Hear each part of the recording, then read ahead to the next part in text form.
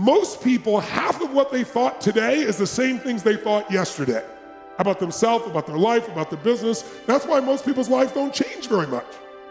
But if you wake up and you start realizing, I'm living in a home, an emotional home I don't want, you can change it. See, because everybody's got it. If you got $1 billion, check this out. If you had $1 billion, but the habitual emotions you go back to are frustrated and pissed off, then your life is called frustrated and pissed off. It doesn't matter how much money you have. Write this down, please. The quality of my life is the quality of my habitual emotions. The quality of my entire life is nothing but the quality of my habitual emotions.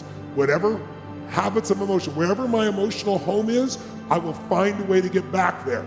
And until I change that, I'm gonna have a problem. How many of you see people in some part of the world, in my country, for example, you'll see this in the middle of America where there's certain places that have cyclones all the time. Or maybe down in New Orleans or places where every few years you get a huge storm that wipes out everybody right on the coast there.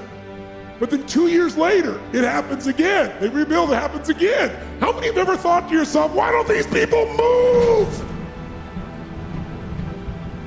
And why don't they move, guys?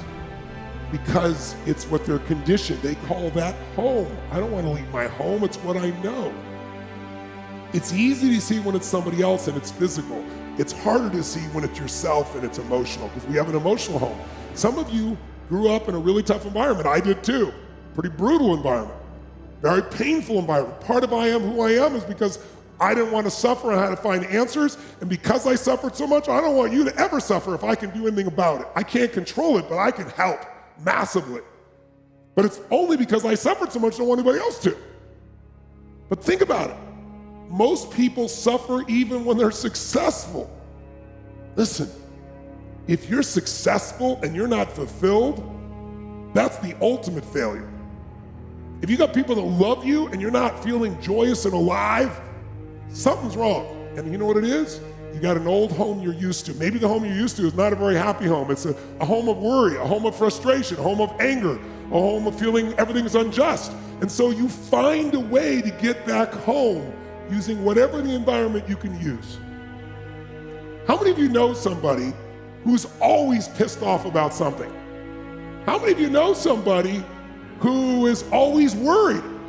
How many of you know someone who's not really funny, but they think they are? And they crack themselves up telling stupid jokes? How many know someone like this who cracks themselves up and they laugh so much that even though it's not funny, you find yourself laughing too? These people have different emotional homes. Some people's home is anger. They'll always find something to be angry about. It's what they're used to. It's their conditioning. So even when the storm comes in and messes up their life, they go right back to that same shit. Wouldn't it be nice to upgrade your home, your emotional home where you live? What if you could live every day with a vast majority of the emotions you had were joy and gratitude and love and appreciation, even in the middle of COVID, even when somebody does something unjust, compassion, playfulness. What would that feel like if you were in those states every day, 90-95% of the time? When you weren't, you got out of it quick. You can make that change this weekend, and I'm not exaggerating an ounce. I'm not saying you're gonna be perfect and never have a negative feeling, because negative feelings are sometimes a signal to make us change. But most people have a negative feeling and they just hang on to it and keep living with it and find other things to be negative about. That will never give you what you want. The money won't do it. The acknowledgement of others won't do it. Everything you think will do it will not do it. Only one thing will do it. You drawing a line in the sand and making the most important decision of your life that you're gonna live in a beautiful state no matter what. Because life is too short to suffer. We have a choice. Listen to me. Pain is sometimes part of life, but suffering is a choice. But for most of us, not a choice, because we have the habit of suffering, being stressed, being worried, being frustrated, being pissed off. And because we're wired that way, that's the muscle we built. But if we rebuild our home here so it's even more magnificent, then you can have the life that you desire and deserve. And you can do it in one weekend only if you give your all and push enough energy out while you're doing it, while you're learning. Who's up for this here? So who's up for enhancing your home massively? Say aye. Aye. Say aye. Aye.